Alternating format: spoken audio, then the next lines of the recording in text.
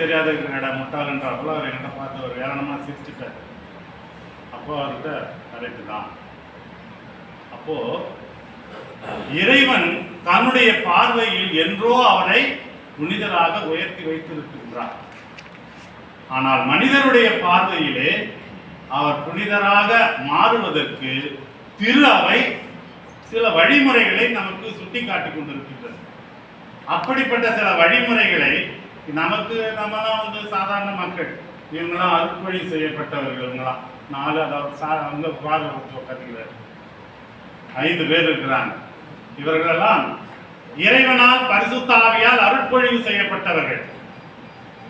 இவர்கள் ஏதாவது ஒரு சில ஆலோசனைகளை கூறுவார்கள் என்று நம்பிக்கையோடு அருட்தந்தையர்களை நீங்க யாராவது ஒன்று சொல்லுங்க.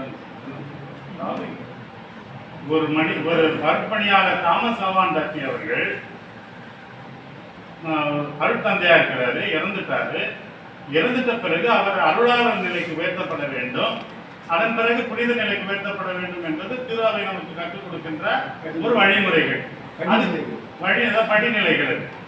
அந்த படிநிலைகள்ல ஏதாவது நாம நீங்க இப்படிலாம் செஞ்சா நல்லா இருக்குங்க, இப்படிலாம் இருந்தா நல்லா இருக்கும். பாவம் நம்ம திருவாளர் பெலிக்ஸ் அவர்கள் ஏறத்தாழ 2 ஆண்டுகளாக இதற்கு முன்னெடுப்பு செய்து கொண்டிருக்கிறார். அவருடைய ஆயிராத உழைப்புக்கு அதான் நானும் சரி வாங்க சார் அப்படின்னு அவர் மேல இருக்கிற கரிசனையினால தான் நம்ம இங்க கூப்பிட்டு இருக்கிறோம். அவருடைய கடினமான உழைப்பு. ஆனால் இங்க பார்க்கும்போது ஒவ்வொருத்தரும் சொல்லும் பொழுது உண்மையிலேயே அதை வியந்து பார்க்கின்றது. நம்மளாம் கொஞ்சம் அப்படியே குருவத்தை உயர்த்தி பார்க்க வேண்டும். பெரியவங்கள்ல இருந்து இன்னைக்கு பெண்ணி வரைக்கும் சின்ன பையன் வரைக்கும் அருமையான ஒரு கருத்துக்களை இங்கே பகிர்ந்து கொண்டார்கள். அது புனிதமான இடம் என்பதற்கு இதுதான் சான்று. அந்த இடத்திற்கு புனிதத்தை தந்தவர் இவர்தான்.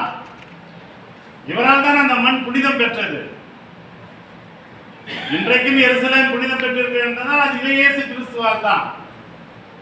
அதுல மாற்றம் கிடையாது. இன்னைக்கு கல்கத்தா புனிதம் பெற்றிருக்கிறது என்றால் அது அன்னை தெரேசாவால் தான். அதுல மாற்றம் கிடையாது. அது போன்ற திண்டிவனம் இன்றைக்கும் உயர்ந்து நிற்கிறது என்று சொன்னால் நம்முடைய பார்வையில் எப்படியோ, ஆனால் அங்கே அந்த மண்ணை மிதித்த ஒவ்வொருவருடைய பார்வையிலும் அது புனிதம்தான். அவரை புனித நிலைக்கு உயர்த்துவதற்கு நாம என்ன பண்ணணும்? ஏதாவது உங்களுடைய கருத்துக்களை எங்களுக்கு தெரிந்து கொள்ளுங்கள்.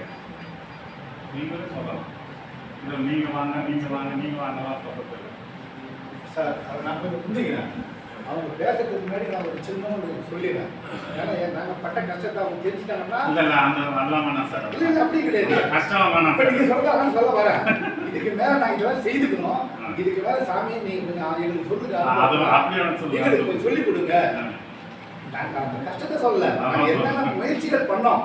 நாங்கள் 3 பேர் தான் சாமி, சாரு, நாங்கள் சிஸ்டர். நாங்கள் முயற்சி பண்ணோம். ஆண்டவர் என்ன சொல்கிறாரு, மக்கள்கிட்ட இருந்து எனக்கு கோரிக்கை வரணும். அப்போ அந்த மக்கள்கிட்ட எப்படி போகிறது?